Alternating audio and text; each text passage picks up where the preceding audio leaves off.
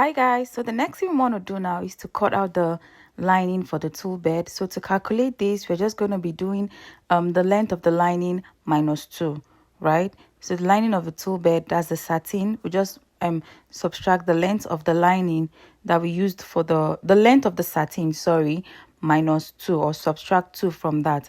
So after we're done, we're just going to fold our lining, right? So I'm using a polyester lining. I would rather prefer to use a cotton lining, but this was what was available at the fabric store. So I'm just gonna fold my lining into 4 like this, into 2, and then into a right angle triangle, right? So after I finish folding, making sure that everything is rightly placed, the next thing I want to do is to take out my waist measurement. So remember the waist measurement you used for the tulle bed, that's the satin, right? And then let's apply it on here. So now we're just going to go down to check the waist. The length of the tulle bed is 15 minus 2, that's 13.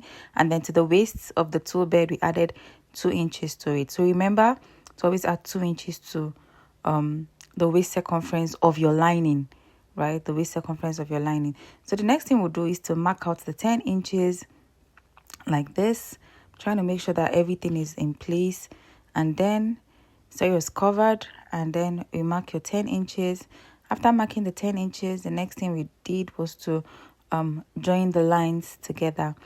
So after joining the line, the next thing we want to do is to mark the 13 inches.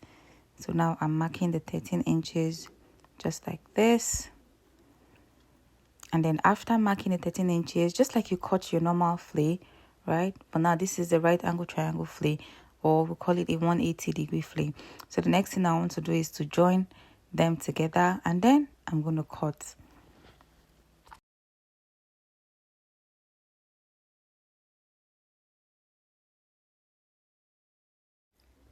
So after I'm done cutting, the next thing I want to do is to cut out my lining for the bodies, the front and back bodies.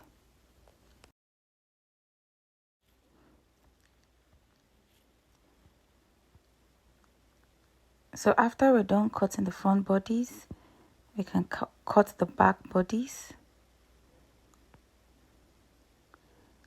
just like this.